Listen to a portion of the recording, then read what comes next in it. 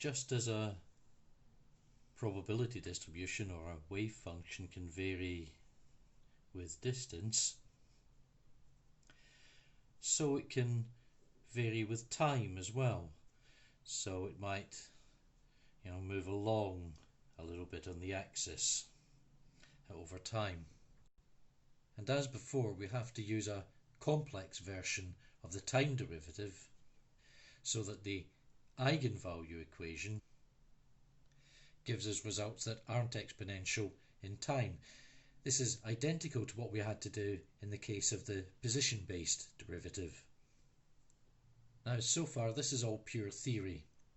To move towards quantum mechanics we need some physics, and our first bit of physics is the Planck-Einstein hypothesis, that electromagnetic waves propagate as particles of light with energy given by E equals hf, where h is Planck's constant and f is the frequency.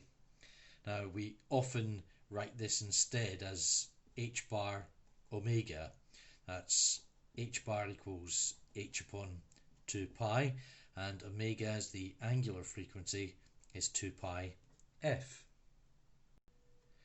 Now, a suitable wave corresponding to a wave of frequency omega would be, let's call it psi prime, equals e to the minus I omega t. And since we have our formula relating omega and energy, we can write that as e to the minus I e t upon h bar.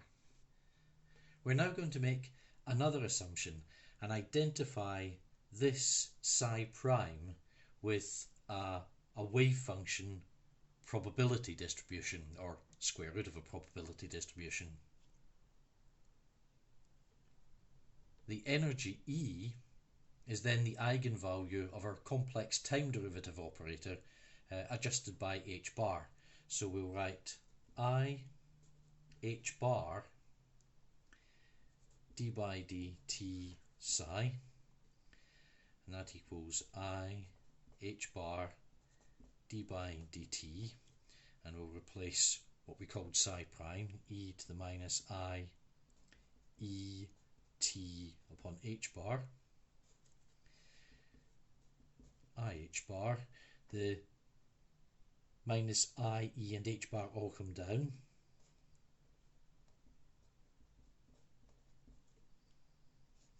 and the remainder is psi, so these cancel.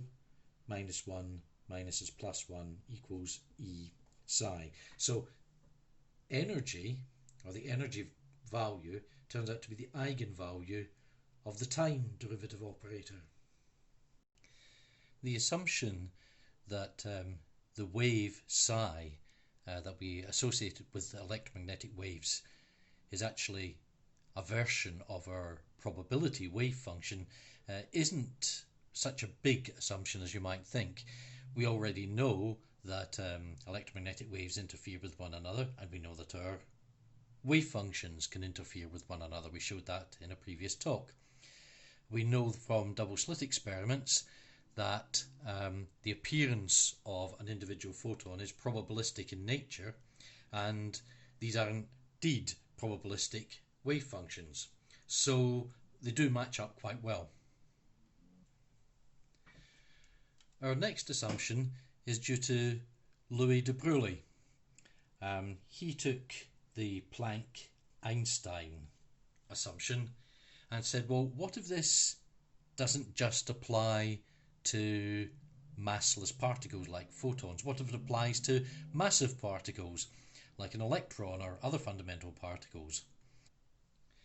De Broglie noticed that when you look at this wave function, E and T are both parts of relativistic four vectors. E is part of a relativistic four vector that also includes momentum, and T is part of a relativistic four vector that also includes space.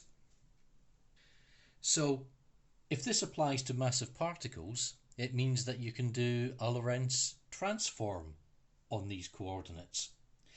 And what you get when you do a Lorentz transform is that you get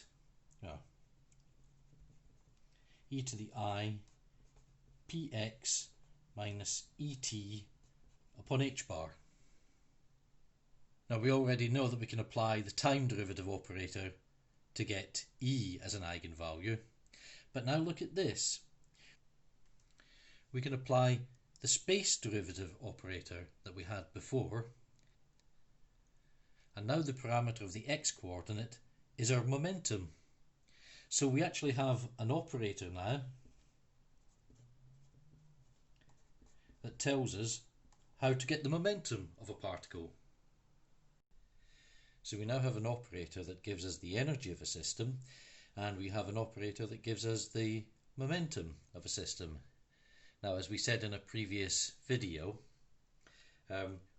any relationship that exists between the eigenvalues also exists between the operators themselves.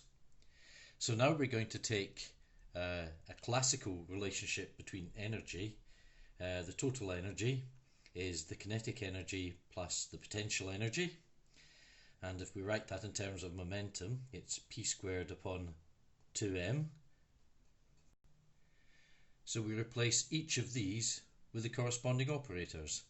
We replace E with the time operator, so we get I h bar d by dt psi, and we have to take the momentum operator and apply it twice, so we get minus h bar squared upon 2m d2 by dx squared psi, and here we just multiply v by the function psi, and what we end up with is the Schrödinger equation.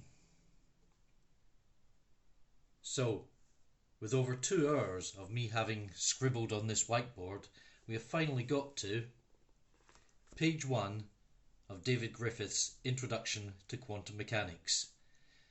Only 450 pages to go. Have fun.